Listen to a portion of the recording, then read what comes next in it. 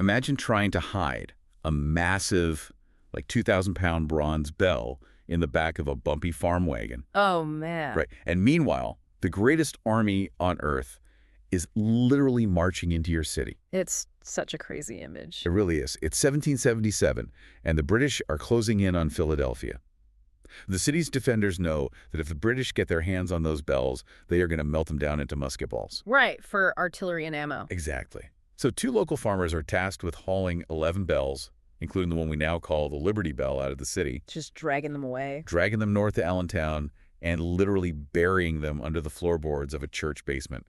Welcome to today's deep dive. It is such a visceral story. I mean, we tend to view history in these grand, sweeping strokes, but it is actually built on those exact moments of physical desperation. Yeah. And what makes that specific story so fitting for today is, well, where it happened. Exactly. Today, we are exploring the comprehensive history of Pennsylvania. And as I was digging through this material, preparing for you to join us, I kept thinking about holograms. Holograms, okay. Yeah, there's this fascinating concept in physics where if you shatter a holographic plate of an apple, you don't just get a fragment of the apple on each broken shard. Right. If you shine a laser through even the smallest piece, you see the entire apple. The whole is contained within the part. Yeah. And honestly, looking at Pennsylvania is exactly like looking at one of those shards. I love that analogy, actually. Because if you want to truly understand the vast, contradictory, incredibly complex history of the United States, you don't actually need to look at the whole map. No, you really don't. You just need to look closely at this one specific patch of land. I mean, it is a true microcosm of the American evolution. So our mission today is to shortcut this immense timeline for you. We are going from at least 15,000 years ago all the way to the 21st century. It's a big journey. A huge journey. We want to extract the most surprising aha moments and explore exactly how the ground beneath this one state shaped the modern world. Okay, let's unpack this. Let's do it. Because to understand the land that William Penn eventually claimed, we first have to rewind the clock way, way back to understand the ancient civilizations that were already operating there. And we are talking about deep time here. Right. A prime example is the Meadowcroft Rock Shelter down in southwestern Pennsylvania. The archaeological evidence there shows signs of human activity dating back over 10,000 years. Wow. And just to put that in perspective for everyone, that potentially predates what archaeologists call the Clovis culture. Yes, exactly. And for a long time, the Clovis culture, which was known for these very distinct fluted stone spear points, used to hunt, like mammoths and big game. Yeah, I've seen pictures of those. Yeah, they were widely considered the absolute first distinct human culture in the Americas. So finding human activity at Meadowcroft that predates Clovis completely disrupts the traditional timeline of human migration into North America. That is massive. It is. And these populations were incredibly adaptable. By the year 1000 CE, the native populations in this region had transitioned from nomadic hunter-gatherers into societies with highly developed agricultural techniques. You know, I have to say, my perspective really shifted reading the source material for this. Yeah. I think a lot of us grew up with this misconception of early Native American history as this static map. Oh, completely. Like, this tribe lives in this zone, and that tribe lives in that zone, and they are all just, I don't know, passively waiting for European explorers to arrive. Which couldn't be further from the truth. Right. The landscape you see just before European contact was incredibly dynamic. You had the Lenape in the east, the Susquehannock holding a massive region stretching from New York down to West Virginia, plus the Iroquois, the Erie, the Shawnee. Yeah. And they were in the middle of a massive upheaval. We really were. What the historical record reveals is a period of intense internal conflict and reorganization among these nations, primarily driven by what are known as the Beaver Wars. Okay, I want to pause here because this blew my mind. How did the Beaver Wars actually work? Because it reads less like a traditional territorial dispute and more like a cutthroat corporate monopoly. That is a brilliant way to frame it, actually, because it was absolutely about controlling a supply chain. Wow. As Europeans began arriving on the coast, they wanted beaver pelts, which were hugely valuable back in Europe. Right, for fashion and hats and stuff. Exactly. So the Iroquois Confederacy, which was based primarily in upstate New York and northern Pennsylvania, wanted to completely dominate that fur trade. So they basically wanted to be the sole supplier. Yes. They acquired firearms through trade with the Dutch, and they used that immense military and financial advantage to literally blockade other native nations from accessing the Ohio River Valley. That's wild. They were aggressively cutting out the middlemen. So they're essentially executing a hostile takeover of the regional economy. Exactly. And the human cost was just staggering. I mean, this economic warfare caused massive tribal fragmentation. Entire populations, like the Erie and the Susquehannock, were decimated, displaced, or forced to assimilate into the Iroquois Confederacy long before European colonization really reached its peak. And then on top of this intense internal warfare, Yeah. you introduce the biological devastation of European arrival. Right. European diseases, particularly smallpox, tore through these trade networks. The mortality rates were catastrophic. Just devastating. Yeah. There was a distinct culture in southwestern Pennsylvania known as the Monongahela. The evidence suggests they were nearly wiped out by disease before European explorers ever even physically set foot in their territory in the 17th century. Oh, wow. So by the time European empires began seriously pushing into Pennsylvania, they weren't stepping into some pristine, untouched wilderness. They were stepping into a post-apocalyptic landscape that had already been profoundly destabilized. Which creates this massive power vacuum. Mm. And suddenly, European empires see a wide open door. In the early 1600s, the Dutch arrived to set up fur trading posts. Then, in 1638, the Kingdom of Sweden establishes the colony of New Sweden. I had no idea Sweden was a major colonial player in North America. It's one of those weird historical footnotes. Yeah, and apparently it was the Swedish and Finnish colonists who actually introduced the log cabin to America. I know, right? It completely rewrites our mental image of the American frontier. But the European turf wars were just as ruthless as the Beaver Wars. The Dutch eventually conquer the Swedes, and then the English, wanting total control of the eastern seaboard, sweep in and take control of the Dutch holdings. And this is where William Penn enters the story. In 1681, King Charles II of England grants Penn this massive tract of land. But I was reading this and scratching my head. How does one guy just get handed a piece of real estate the size of a country? It sounds absurd today. Did he buy it? He didn't have to. The king was actually settling a massive debt. King Charles II owed Penn's father £16,000. Which was a lot back then. Oh, to put that into modern terms, adjusting for inflation to roughly 2008 numbers, we are talking about well over £2 million. $2 million, wow. Yeah. So for the king, carving out a massive chunk of North American wilderness and handing it over was far easier than liquidating his own royal treasury. Hence the name Pennsylvania, which means Penn's Woods in Latin. Though apparently Penn was incredibly embarrassed by the name because he thought people would assume he named it after himself in a fit of ego. Which is pretty funny. But this wasn't just a standard royal colony, it was a proprietary colony. What did that actually mean for the people living there? It meant that William Penn effectively owned the land personally. Yeah. Unlike a royal colony governed directly by the crown, a proprietary colony gave the owner massive, almost feudal authority to dictate the laws, distribute the land, and set the cultural tone. Here's where it gets really interesting. Right. William Penn was a Quaker. Right. He belonged to a religious minority that was severely persecuted back in England. So he decides to use his absolute authority to create a utopian startup. A utopian startup, I like that. He establishes a refuge based on strict religious tolerance. He even acts as a city planner, designing Philadelphia on a grid system, making it the first planned city in the colonies. And that policy of radical tolerance acted as a massive demographic magnet. It didn't just attract English Quakers. You suddenly had German Mennonites, Scots-Irish Calvinists, French Huguenots, and Jewish settlers pouring in. Because it was safe. Exactly, because it was one of the only places on Earth where they wouldn't be imprisoned for their beliefs. But, you know, utopias rarely survive contact with reality. Sadly true. Penn had a reputation for honest dealings with the native Lenape. He famously learned their language and negotiated treaties fairly. But after he dies, his sons take over the proprietary colony, and they completely shatter that peace with something called the Walking Purchase of 1737. Yeah, that was a dark turning point. How did they pull that off? It was a notoriously deceptive land grab. Penn's sons essentially produced a forged, decades-old deed that supposedly granted them as much land as a man could walk in a day and a half. Which sounds reasonable if you're just walking. Right. But instead of taking a casual stroll, the sons hired 3 of the fastest professional runners in the colony, and they secretly cleared a path through the woods ahead of time. Oh, that is so sneaky.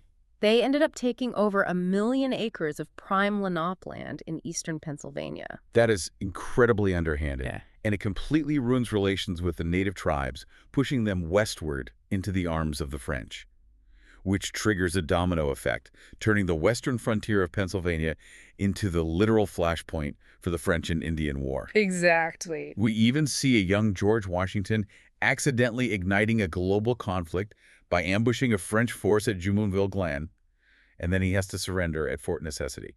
So did Penn's peaceful Quaker vision basically doom itself by expanding too fast and inviting in everyone? It is the core paradox of early Pennsylvania.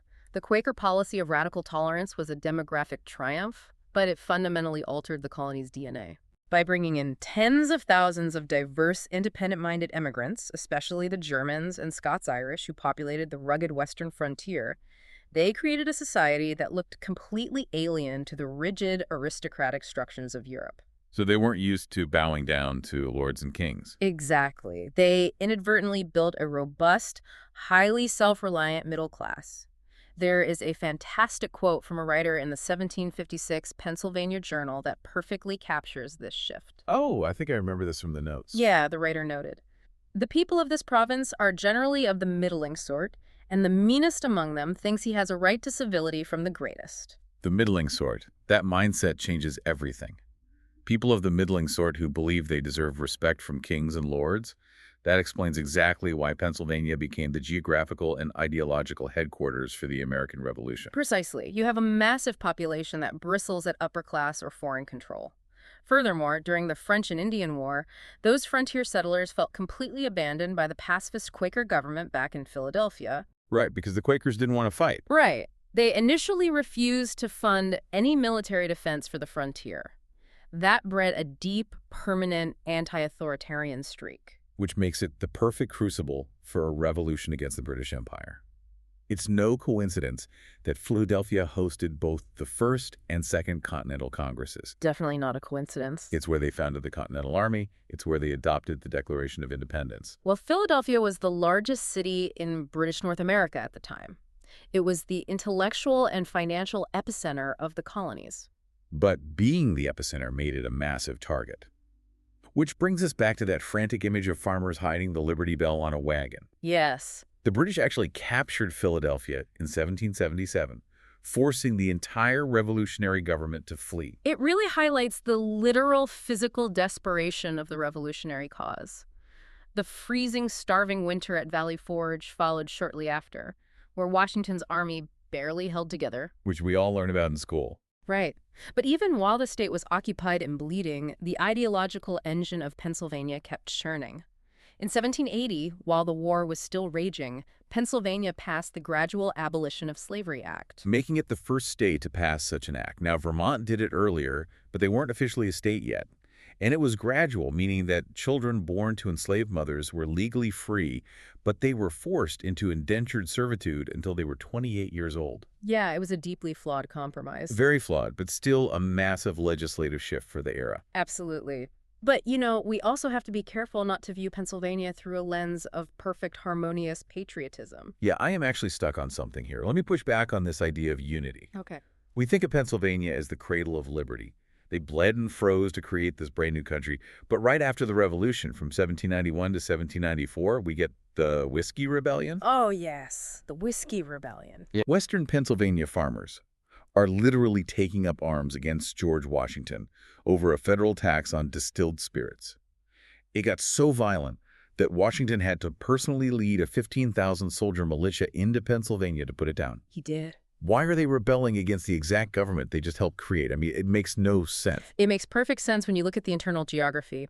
Pennsylvania was deeply, deeply divided between the wealthy, urban, merchant class in the east and the agrarian frontier farmers in the west. Oh, right. The east versus west divide. Exactly.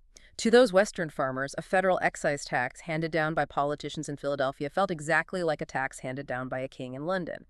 But, and this is crucial, this internal friction was actually necessary. The Whiskey Rebellion acted as the ultimate stress test for the brand new United States Constitution. How so? Well, the previous American government, under the Articles of Confederation, was notoriously weak. It had no power to enforce its laws or levy taxes. When George Washington successfully mobilized a federal army to enforce a federal law in western Pennsylvania, it proved that the new constitutional government actually had teeth. Oh, I see. It proved the American experiment could sustain itself. Okay, so Pennsylvania's internal friction literally helps forge the nation's political infrastructure. Yeah. But as we move into the 19th century, the sheer cost of building and defending this nation forces Pennsylvania to shift gears entirely. It does. It has to build the nation's physical infrastructure. But not before experiencing the ultimate national division, the American Civil War. Yeah. Pennsylvania was a powerhouse for the Union, but again, it was internally fractured. You had radical Republicans like Thaddeus Stevens demanding the total abolition of slavery and immediate civil rights for African Americans, but you also had a significant population of Copperheads. Copperheads, I've heard the term, but what was their actual political mechanism? Yeah, Copperheads were Northern Democrats who strongly opposed the Civil War. They wanted to immediately cancel the war effort and negotiate a peace settlement with the Confederacy, even if it meant allowing slavery to continue. Wow. Yeah, Union loyalists viewed them as venomous snakes hiding in the grass, which is where the nickname came from. And the state physically paid the price for the war. Mm-hmm. The Confederate Army raided Pennsylvania multiple times. They burned the city of Chambersburg to the ground. And, of course, the Battle of Gettysburg became the bloodiest battle of the war and the major turning point. Right. But following the war, Pennsylvania's trajectory just goes vertical. The sheer material demand of the Civil War forced Pennsylvania to rapidly industrialize its massive natural resources. It became the 19th century equivalent of modern-day Silicon Valley. The scale of the post-war industrial boom is almost hard to comprehend today. You have Andrew Carnegie building a global steel empire in Pittsburgh, Charles Schwab with Bethlehem Steel, John D. Rockefeller operating there. It's basically a who's who of industry. Truly. The birth of the global oil industry happened in western Pennsylvania in Titusville, which supplied the vast majority of the world's early kerosene. They were inventing iron bridges, air brakes, railway switching signals. I was fascinated by this detail about a man named Frederick Winslow Taylor. He basically invented the field of scientific management in Pennsylvania. But what did that actually look like on a factory floor? It meant treating human beings like interchangeable machine parts. Taylor would literally stand on the factory floor with a stopwatch, timing every single microscopic movement a worker made. A stopwatch. That is intense. Oh, yeah. How many seconds it took to lift a shovel, how long it took to pivot, how long to dump the coal. He eliminated any movement he deemed wasted. It created unprecedented, staggering wealth and efficiency for the owners, but it completely dehumanized the labor force. At what cost, right? We see a middle class grow and living wages eventually emerge, but only after literal bloody wars between unions and corporations. I saw a mention of coal and iron police. What were those? What's fascinating here is how the state essentially allowed private corporations to buy their own standing armies. By their own armies. Basically, yeah. A mining or steel company could pay a nominal fee to the state of Pennsylvania, and in return, the state would commission a private officer with full legal police powers. But that officer was paid by and answered exclusively to the corporation. That is terrifying. It was. They were used specifically to brutally bust unions, break strikes, and evict striking workers from company-owned homes. That explains why this era defined the modern American labor movement. The state was the site of the Great Railroad Strike of 1877, the massive coal strike of 1902, and the 1922 United Mine Workers strike that involved over 300,000 miners. Huge numbers of people. And these industries required so much cheap labor that it triggered a massive demographic shift. Yes. While earlier immigration was mostly from Northern and Western Europe, the industrial era saw millions arriving from Southern and Eastern Europe. And simultaneously, Pennsylvania became a major destination during the Great Migration, with millions of African Americans moving from the oppressive Jim Crow South to take factory jobs in northern cities. So you have these powerful, corrupt political machine bosses like Cameron and Quay dominating state politics, working hand in glove with big business to crush labor. But out of this exact pressure cooker of corruption and labor strife, we see the progressive movement emerge. Exactly. The extreme conditions forced social progress. Right. The 8-hour workday, the expansion of public education, the painful but necessary integration of these massive new ethnic populations. And this staggering industrial might is what eventually carried the United States through the global conflicts of the 20th century. During World War II, Pennsylvania alone manufactured an astonishing 6.6% of the total military armaments for the entire country. Over 1 million Pennsylvanians served in the armed forces during that war. But, eventually the massive industrial engine that won world wars began to rust. And this forces Pennsylvania into yet another painful modern reinvention. The mechanism of deindustrialization fundamentally reshaped Pennsylvania. Politically speaking, the devastation of the Great Depression finally broke the long-held Republican lock on the state. Franklin D. Roosevelt won the electoral dose, and the state instituted its own Little New Deal. Just a massive political realignment. Right. But the real economic pain hit later in the 20th century. The Rust Belt era. Exactly.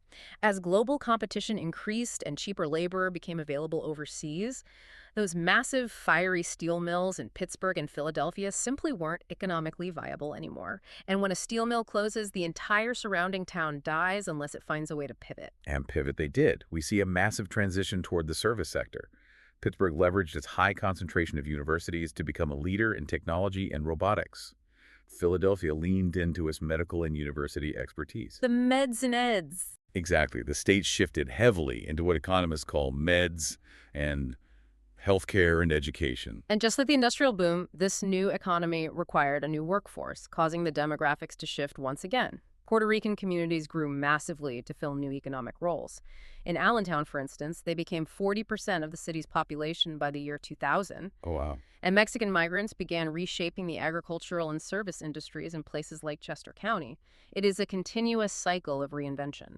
And as we move into the 21st century, Pennsylvania continued to find itself at the very center of national history. On September 11th, 2001, it was the site where United Airlines Flight 93 went down in Shanksville. The passengers on that flight revolted against the hijackers and forced the plane into a field, intentionally sacrificing themselves to save the nation's capital from being struck. Just unimaginable heroism. It is a profound reminder of how national history continually intersects with this specific geography. So, what does this all mean for us today? If you look at the political map right now, Pennsylvania is known as the ultimate highly contested swing state. Very much so. You generally have Democrats winning the urban cities, Republicans winning the rural areas, and the suburbs constantly acting as the tiebreakers. Was this modern divide born entirely out of the collapse of the steel mills? It's more accurate to say that Pennsylvania's current political map is the culmination of its entire history layered on top of itself. The rural agricultural roots established by the Germans and Scots-Irish in the 1700s are still fiercely present. Right. The intense pro-labor union history of the industrial era is still there, and the modern, highly educated, diverse populations of the meds and eds hums are there. Pennsylvania is a swing state because its internal divides perfectly mirror the economic and cultural transitions of the entire United States over the last 100 years. It really is the ultimate cheat code. Whether you are prepping for a trivia night or you just want to deeply understand how America evolved, looking at Pennsylvania gives you the entire blueprint, from ancient indigenous trade monopolies and Quaker utopias to the crucible of the revolution. Yeah. From a gritty industrial titan that literally armed the world to a post-industrial swing state trying to navigate the future. It leaves us with a fascinating question to consider, too. Think about the pure, blind chance of geography. What do you mean?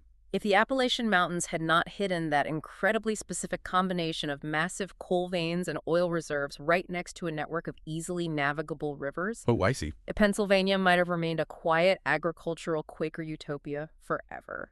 It makes you wonder, how much of our modern political and cultural destiny is dictated not by human philosophy or grand ideals, but simply by the rocks and rivers sitting beneath our feet? Phenomenal thought to leave on. Thank you for joining us on this deep dive. The next time you look at a map, or better yet, the next time you step outside, remember that history isn't just trapped in textbooks.